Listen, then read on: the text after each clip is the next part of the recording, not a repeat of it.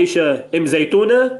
مو انت اول واحد، مش انت اول واحد قلت هذا اللقب؟ عم تدافع عن عائشة، عم تبيض طناجر على ظهر اولاد طائفتك، على شيعة امير المؤمنين عم تبيض وجه للبغدادي، وانت اليوم بتدافع عنه للبغدادي وبتقول بتتهموه من جماعة الرايات وما بعرف شو من هذيك الجماعة.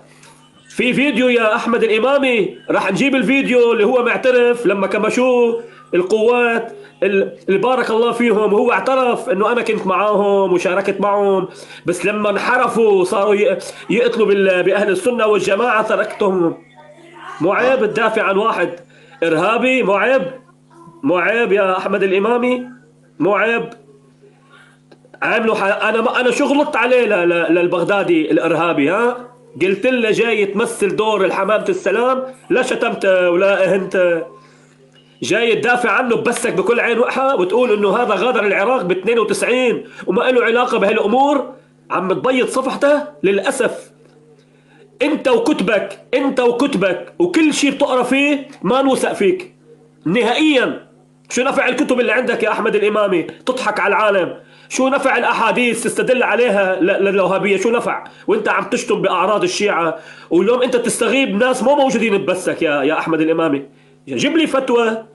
هل يجوز لك ان تستغيب الاخ المسلم الشيعي بغيابه؟ يجوز لك؟ النميمه والغيبه وين موجوده هاي؟ اي مرجع افتالك انك انت تستغيب اخوان مو موجودين ببثك؟ مو عيب عليك تجيب طهرهم مو موجودين؟ مو عيب عليك تسرق ماله لابو حسن؟ الزلمه متغرب عن بلده، يتعب ويشقى طول النهار واقف على رجليه، شغلته هي متعبه، شغله الصالون الحلاقه متعبه.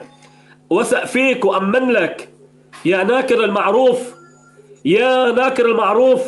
من امنك لتخونه لو كنت خوان؟ امنك وتزلك فلوس لتبعت له كتب تبوقه؟